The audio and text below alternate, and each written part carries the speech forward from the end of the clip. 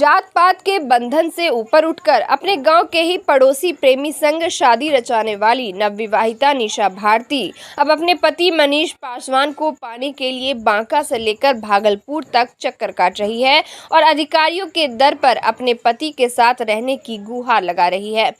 नवविवाहिता निशा भारती ने बताया कि उसका प्रेम प्रसंग मनीष पासवान के साथ पिछले 7 वर्ष से चल रहा था। इस दौरान उसके प्रेमी ने विश्वास दिलाया था कि हम दोनों शादी करेंगे। उसके बाद उसने अपने परिजनों के खिलाफ जाकर मनीष पर जब शादी के लिए दबाव बनाया तो मनीष के परिजनों ने निशा को बुलाकर अपने सामने मनीष से उसके मांग में सिंदूर भी भरवाई थी।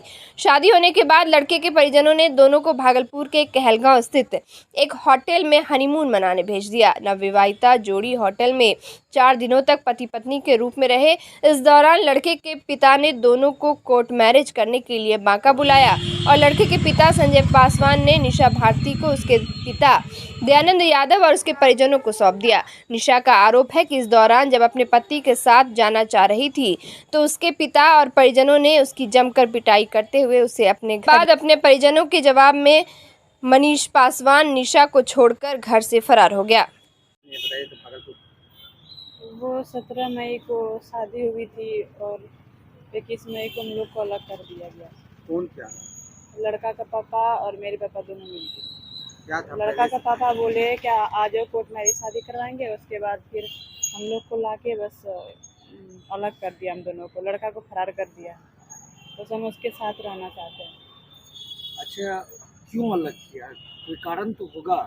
वो मतलब कास्ट के वजह से, वो अलग कास्ट है, हम अलग कास्ट। आप कौन कास्ट? हम यादव में, वो पासवान से। कास्ट प्यार कैसे हुआ था? वो 2017 से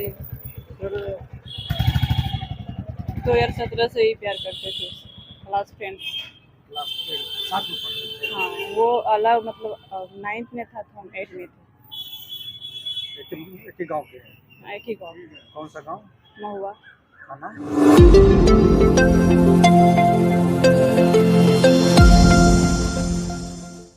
भागलपुर के सुल्तानगंज थाना क्षेत्र के गनगनिया फतेहपुर में चचेरे भाई ने गोली मारकर भतीजा और भाई को जख्मी कर दिया। घटना की जानकारी मिलने के बाद परिजनों ने घायल पिता पुत्र को इलाज के लिए जवाहरलाल नेहरू मेडिकल कॉलेज अस्पताल में भर्ती कराया, जहां पर डॉक्टर ने पुत्र को मृत घोषित कर दिया, जबकि पिता की स्थिति को गंभीर देखते हुए पटना पीएमसीएच रेफर किया गया है।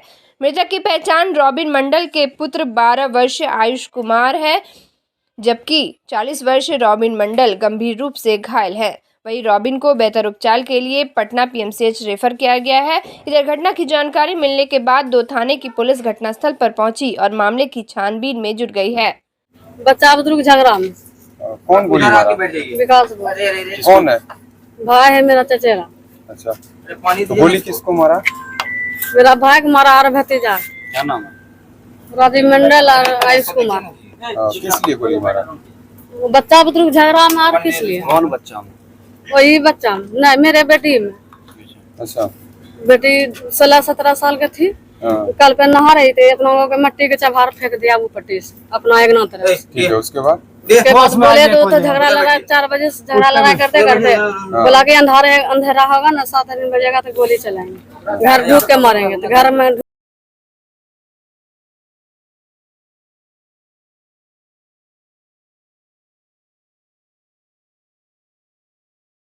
क्षेत्र अंतर्गत बहादुरपुर रेलवे ट्रैक पर शुक्रवार की सुबह एक युवक का लाश मिला है।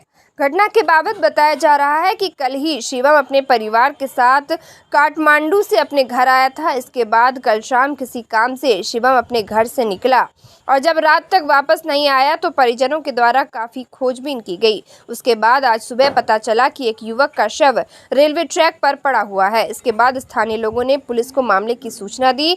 मृतक के फूफा सोनू कुमार ने बताया कि घटना का कारण स्पष्ट पता नहीं चल पाया है। हालांकि किसी से कोई दुश्मनी भी नहीं थी। पुलिस इस पूरे मामले की जांच कर रही है। तो वो शाम में घर से 6 बजे निकला।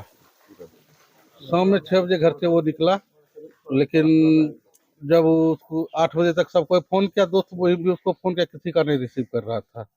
हम भी किए, रिसीव नहीं किया। तो मेरा वो कॉल बैक तुरंत करता था। जब फिर सोचे कि 8 बजे, अभी 8 बजे आएगा, हम लोग भी अपना खा पी के सब कोई निश्चिंत हो गए। 11 बजे तक नहीं आया, तब उसको खोजना शुरू किए।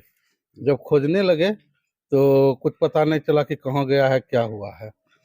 फिर सुबह भी खोजते खोजते कुछ ट्रेस दिया कि इधर है उधर है। जब खोजे तो बाद में पता चला कि यहाँ रेलवे ट्रैक क्या पे लगता है कटा कौन है। मारा है? हत्या का कारण? मारने उड़ने का किसी पे शक नहीं है कुछ। तो फिर क्या किसी लगता है? दुश्मनी? किसी से कोई दुश्मनी उसका नहीं है। तो फिर आगे हत्या कैसे हाँ, हुई? आत्महत्या कर लिया हो, किसी चीज से फ्रस्ट्रेट हो गया हो। क्या नाम था मृतक का?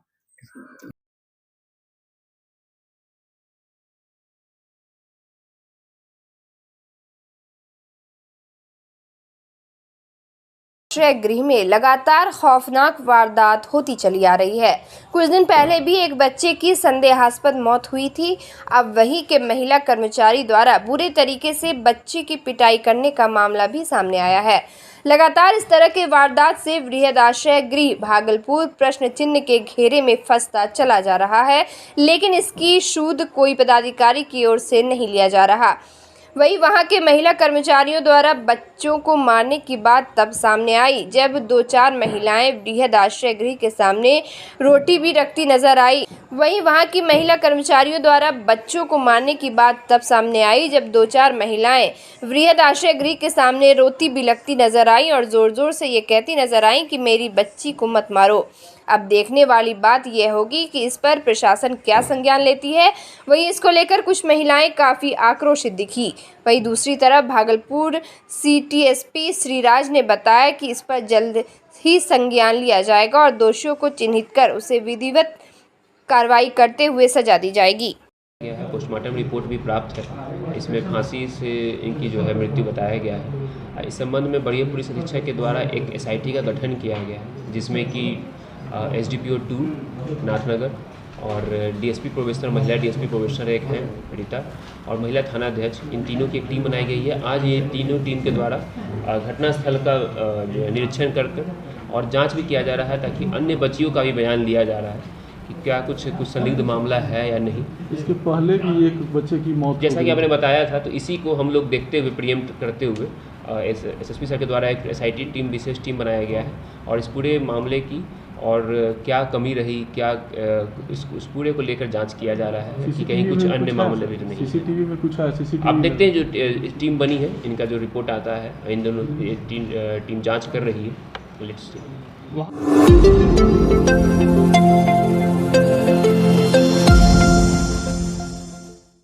भागलपुर नगर निगम कर्मचारी संघ के बैनर तले आज नगर निगम सफाई कर्मचारी के द्वारा लाजपत पार्क के मैदान में बैठक का आयोजन किया गया। इस बैठक का मुख्य उद्देश्य यह था कि नगर निगम के सफाई कर्मचारी को एवं नगर निगम से हुए सेवानिवृत्त कर्मचारी को आर्थिक लाभ नहीं दिया जा रहा है। इस पूरे मामले को लेकर नगर निगम सफाई कर्मचारी संघ के अध्यक्ष लड्डू हरी ने कहा कि नगर निगम में आए दिन घूसखोरी और नगर निगम सफाई कर्मचारी के साथ सौतेला व्यवहार किया जाता है। इसको लेकर आज उन लोगों ने बैठक का आयोजन किया और इस बैठक में सभी ने मिलकर यह निर्णय लिया कि अगर बहुत जल्द उन लोगों की समस्या का समाधान नहीं होता है तो वह लोग सामूहिक हड़ताल करेंगे, जिससे कि नगर निगम का सफाई कार्य ठप हो जाएगा। ये आम सभा जो है इसलिए रखा गया है क्या आए दिन नगर निगम के अंदर में सफाई एजेंसी के द्वारा जो अन्याय अत्याचार हो रही है, घुसखोरी का मुद्दा है, उसके बावजूद कम वेतन में हम लोग कर्मियों को, वैसे कर्मी जो डेली सुबह सफाई करने के लिए पूरे शहर को जाता है और वैसे कर्मी के साथ में सौतेला व्यवहार हो रहा है, समय पर वेतन नहीं दिया जाता है और उसके बावजूद ये वेतन बढ़ोतरी आई हुआ है। यहाँ 2024 का वेतन की भी मांग है कि वेतन बढ़ा के दिया जाए, कम से कम 15 से 18 हज़ार रुपये वेतन हो, जिससे इनका रोटी रोजगार चल सके, इनका बाल बच्चा का भरण पोषण हो सके। एजेंसी के तहत आप लोग काम करते हैं? हम लोग को एजेंसी के तहत तो आज के दिन में है वर्धमान में, मगर पूर्व में हम लोग सदियों से 10 से 15 वर्ष तक लगातार नगर निगम के द्वारा काम हुआ है और उसके बाद पता नहीं कैसे साजिश के तहत एजेंसी को लाया गया है और एजेंसी के अंदर में तमाम सफाई कर्मचारियों को समझिए एक तरह से इसको बेच दिया है। अब बेचने का मतलब होता है या तो कमीशन खोरी पर बेचा गया है या तो भ्रष्टाचारी करने के लिए, जबकि शहर में जिस तरीका से हम लोग काम कर रहे हैं हमारे सफाई बंधु और भाइयों ने, उस तरीका के हिसाब से हमारे कर्मचारियों को सुविधा से वंचित है। कोई भी मांग इसका सुना नहीं जाता है। खास करके जब से स्वास्थ्य अधिकारी जो आए हैं आदित्य जायसवाल, जब से वो आए हैं तब से तो और नर्क ढंग से हम लोग के साथ में व्यवहार हो रहा है। आगे क्या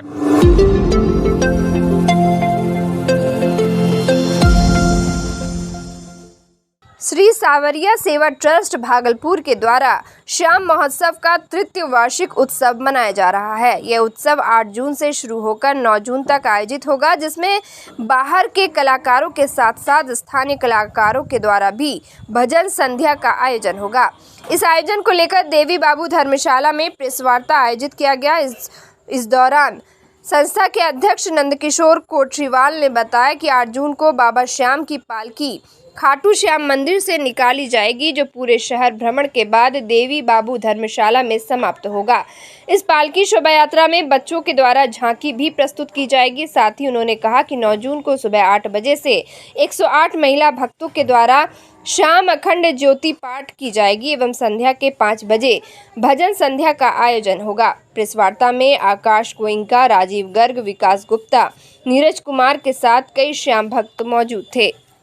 श्री सावरिया सेवा ट्रस्ट भागलपुर द्वारा श्री श्याम महोत्सव का आयोजन किया जा रहा है। इस बार श्री सावरिया सेवा ट्रस्ट द्वारा तृतीय वार्षिक महोत्सव का आयोजन किया जा रहा है, जो कि इस बार 2 दिवसीय रखा गया है। 8 जून शनिवार और 9 जून रविवार को। 8 जून को संध्या 5 बजे से खाटू श्याम मंदिर मनोजा से बाबा की भव्य पालकी यात्रा निकलने वाली है, जो कि कोतवाली चौक, खलीफाबाद, वैरायटी चौक, बड़ी बाटा स्टेशन चौक होते हुए देववा धर्मशाला में प्रस्थान करेगी। वहाँ पे बाबा का भव्य स्वागत किया जाएगा। इस बार बाबा की यात्रा में निशान को भी ऐड किया गया है और साथ ही साथ बच्चों के द्वारा भव्य झांकी का भी आप सभी को देखने को मिलेगा। साथ ही साथ 9 तारीख रविवार को सुबह 9 बजे से बाबा का अखंड ज्योति पाठ का आयोजन किया जा रहा है, जो कि 108 महिलाओं के द्वारा किया जाएगा। सिलीगुड़ी से पधारे कलाकारों के द्वारा बाबा का अखंड ज्योति पाठ का आयोजन किया जाएगा।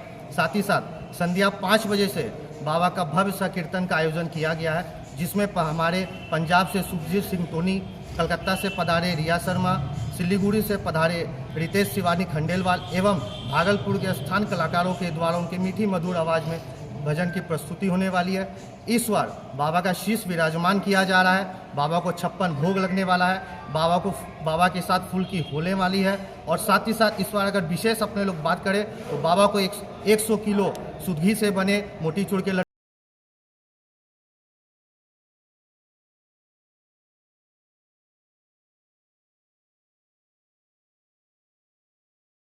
द्वारा 2 साल पहले लगभग 65 भूमिहीन लोगों को अपना आशियाना बनाने का पर्चा मिला, लेकिन आज तक भूमिहीन लोग अपना आशियाना नहीं बना पाए। मजबूरन भूमिहीन सड़कों पर रहने को मजबूर है। इसको लेकर लगातार राष्ट्रीय जनता दल झुग्गी झोपड़ी संघर्ष समिति के अध्यक्ष शंकर प्रसाद गुप्ता के द्वारा भागलपुर आयुक्त से लेकर जिलाधिकारी तक आवेदन दिया गया। इस आवेदन के तहत जिले के वरीय पदाधिकारी ने आदेश भी दे डाला। इसके बावजूद जगदीशपुर प्रखंड के अंचलाधिकारी के द्वारा आज तक भूमिहीन लोगों को जमीन मुहैया नहीं कराया गया है। इसको लेकर आज भी शंकर प्रसाद गुप्ता लगातार अंचल कार्यालय का चक्कर लगा रहे हैं। शंकर प्रसाद गुप्ता ने कहा कि जब भी अंचल अधिकारी से मिलने आते हैं तो उनसे भेंट नहीं हो पाता है, और जब भेंट हो जाता है तो उनके द्वारा कहा जाता है कि कार्यालय के बड़ा बाबू से संपर्क कर लीजिए, और जब बड़ा बाबू से संपर्क करते हैं तो टालमटोल रवैया उनके द्वारा भी किया जाता है। वहीं शंकर प्रसाद गुप्ता ने यह भी कहा कि अगर सोमवार तक अंचल अधिकारी के द्वारा चिन्हित जमीन की मापी नहीं की जाएगी तो वह लोग उग्र आंदोलन के लिए तैयार हैं। हम राजा झुग्गी झोपड़ी प्रकोष्ठ के जिला अध्यक्ष हैं। आज से 2 साल पूर्व जो है 92 आदमी को भूमिहीनों को पर्चा मिला है, जिसमें 65 आदमी को पर्चा यहीं से मिला है। बीडीओ साहब और सीओ साहब अपने हाथ से बांटे हैं। उसके बाद सबका पर्चा मिल गया है। नापी के लिए दौड़ते दौड़ते सर देख लीजिए बुरा हो गए। उसके बाद जो है नापी करवाने के लिए कम से कम 50 बार लेटर दिए हैं। यह देखिए डीएम साहब, कमिश्नर साहब, एसडीओ साहब तुरंत आदेश देते हैं क्विक सर्विसिंग किया जाए। वहाँ पर जो है कि जहाँ पर ज़मीन इन लोग को मिला है आज तक बसाया नहीं गया, केवल नापी करना है सर, और कुछ नहीं करना है। मैडम से जब मिलने आते हैं मैडम भेंट नहीं देती है। 10 बार 8 बार कम से कम मैडम से मिले। मैडम बोले कि दरखास्त बना करके आप बड़ा बाबू को दे दीजिए, ऑफिस में जमा कर दीजिए। ऑफिस में कम से कम सर 12 से 15 दरखास्त दिए हैं, परसों भी दिए हैं सर। अभी आए मैडम से मिलने के लिए, मैडम से मिले। मैडम को बोले कि मैडम आप आदेश दिए थे कि 2-4-5 दिन में जो है कि सब भूमिहीनों को नाप करके हम ज़मीन दे देंगे। उसके बाद जो है अभी बोले मैडम को कि मैडम हम लोग का काम करवा दीजिए। बोला होगा देखा जाएगा। तो हम बोले कि डीएम साहब के यहाँ के आदेश आया हुआ है, कमिश्नर साहब का आदेश आया हुआ है, एडीएम साहब 4 बार आदेश दिए हैं सर, देखा जाए। ये एडीएम साहब 4 बार आदेश दिया है, पटना से लेटर आया है जो कि गरीब जिसको पर्चा मिला है उसको बसा दिया जाए, जो बचा हुआ है 27 आदमी उसको तुरंत पर्चा बना के दिया जाए। अभी हमको 72 आदमी का पर्चा यहाँ बाकी है। अब बरसाते 65 आदमी को जो पर्चा मिला है उसको नाफी नहीं दे रही है। और मैडम का कहना हुआ जो करना है वो कीजिए। ऐसे डीएम और कमिश्नर और एसडीओ जो है ना, एडीएम देते रहता है चिट्ठी, उससे क्या होगा? मालिक हम न हैं, हम न करेंगे? वो लोग का कोई वैल्यू नहीं है। जब देख लीजिए हम दिखाएं चिट्ठी उनको कि ये है डीएम साहब का चिट्ठी, एडीएम साहब का चिट्ठी, देखिए देते देते थक गए हैं। सूचना का जवाब नहीं देते हैं सर। 10 को सूचना के तहत का जवाब मांगे, आज तक एक जवाब नहीं मिला है।